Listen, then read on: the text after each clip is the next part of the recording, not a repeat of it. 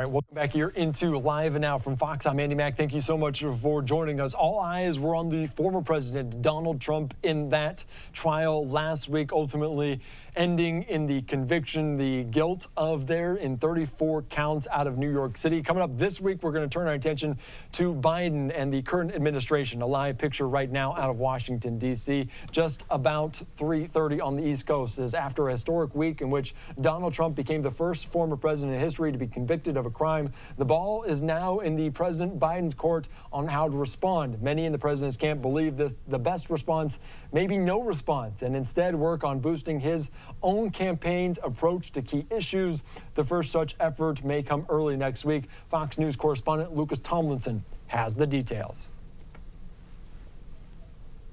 A potential new approach to the southern border. The White House reportedly prepping an executive order that will shut down entries and asylum requests. Once the number of daily crossings gets too high, it could be signed as early as Tuesday. The move comes after the collapse of a bipartisan border bill earlier this year. It would allow Biden to make a stronger case that he's done all he can to secure the border, as the issue continues to weigh down his poll numbers. The president is spending the weekend in Delaware with his son Hunter, whose trial on gun charges is set to begin on Monday and will likely reveal highly personal and unsavory details, photos and videos of the first son. The White House may never comment on it, but you can bet that every single day of that trial is going to weigh heavily upon the President of the United States, who's going to be affected by this in a profound way. Hunter faces up to 25 years in prison if convicted. With that in mind, Biden has appeared hesitant to spike the football too much on Trump's conviction in New York. All that will do is play right into Donald Trump's claims that this is a Biden-rigged political thing. By stepping back, letting the headlines speak for themselves, and focusing all of your time on the issues that matter most to voters, that would be the smartest strategy for them. The first presidential debate is less than a month away, and when Biden and Trump do get together, they will surely have a lot to talk about. At the White House, Lucas Tomlinson, Fox News. All right, thank you, Lucas. From one trial to the next, of course, Hunter Biden accused of lying about illegal drug use on a form to buy a gun in October of 2018 and possessing it while addicted to a narcotic. He has pleaded not guilty. For more understanding into this next trial, this next high-profile trial, we want to bring in attorney Jeremy Rosenthal, a friend of the program. Thank you again for joining us here on Live Now from Fox. And of course, Hunter Biden acknowledged his past cocaine addictions, but his lawyers claim he didn't break the law.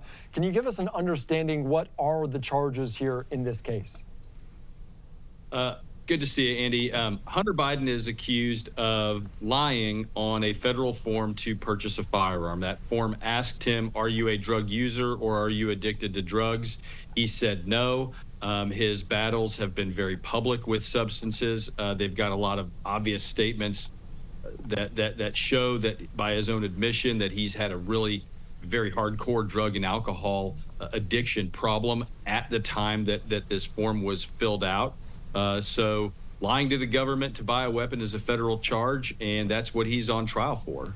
Yeah, and you mentioned that's what he's on trial for, pleading not guilty as well. And you heard during that package potentially some salacious witness testimony, not unusual for us to be covering that, as we covered it quite a bit during Trump's hush money trial. Maybe what will the prosecution try to prove, and maybe how much are they trying to kind of move that needle in that direction with maybe salacious testimony witnesses as well?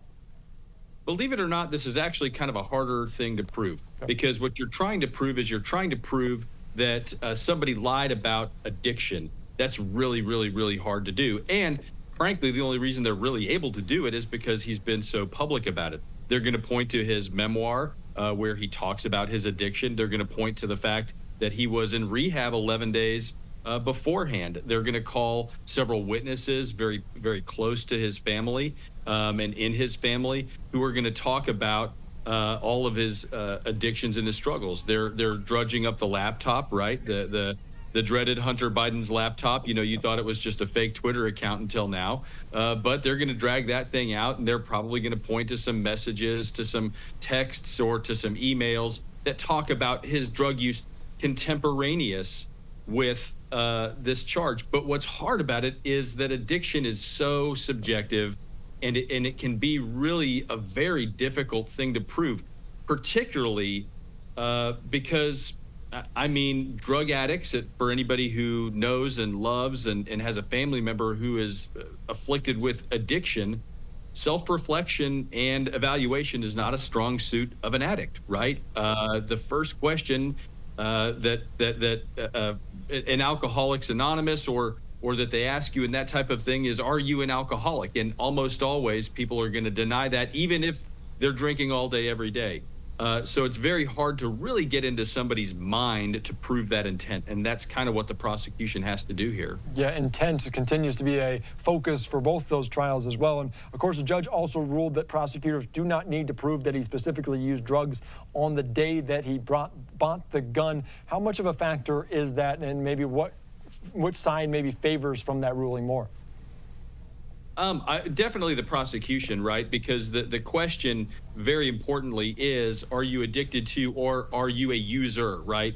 And the way that, and anybody again who knows and loves or has an addict in their family, the way that their rationale can sometimes work, and they say that they're not an addict, and they believe that, right? If you have gone to drug rehab and then you're done, on day one, you feel like you have turned over a new leaf, and you don't identify necessarily as an addict, not to other people, and probably not even to yourself.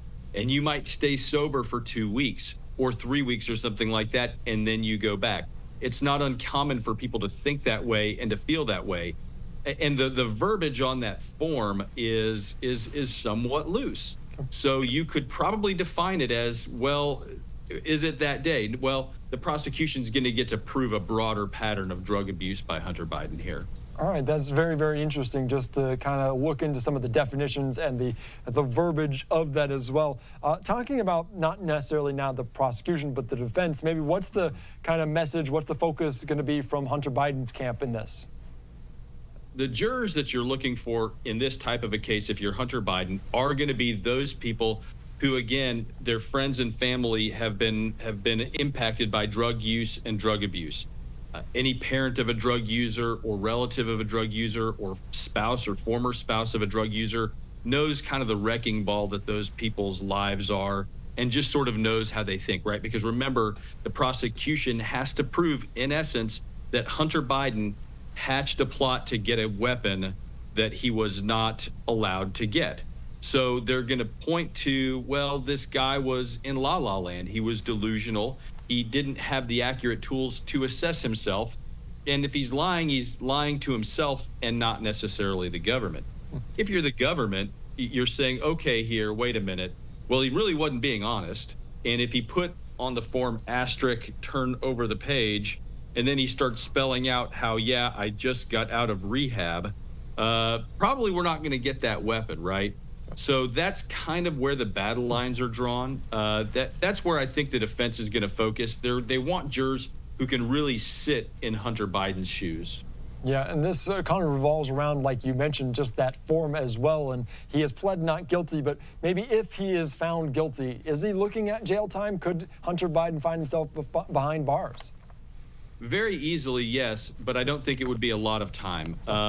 The feds use what's called the federal sentencing guidelines for sentencing, and that's something that because in Donald Trump's case, we've talked a lot about that. In New York State, they don't have that.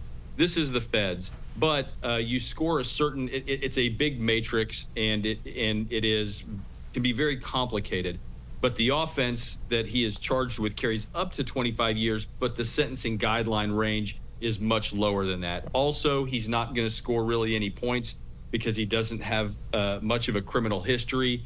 He could get a sentence about maybe a year, maybe 6 months, maybe 18 months, and he could even get what's called release. So he may not necessarily go to prison, but it's certainly in play.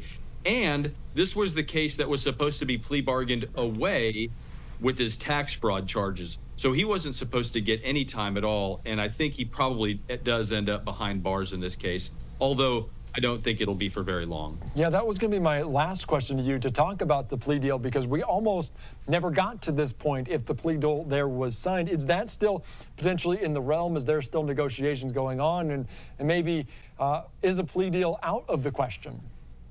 It's not out of the question. And plea deals work a little differently in the federal system. So I have heard that they have been talking this weekend that they might make it some type of a plea arrangement.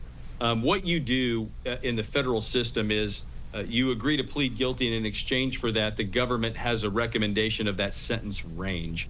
And then the judge usually has to, well, they don't have to, but they usually stick right somewhere in that range. So it's possible that you may see something in that area. I mean, obviously, Hunter Biden was prepared to plead guilty before and then take a deal for this.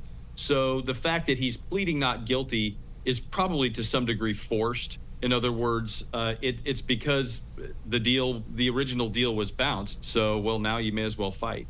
Yeah. All right, that makes sense. Very, very interesting. As it starts on Monday, it's going to be an interesting contrast to what we watched over the last month with the former president in comparison to now the historic as the one surrounding the son of the U.S. president, the sitting U.S. president. All right, Jeremy, thank you again for joining us. I'm sure we're going to talk again this week as the trial begins.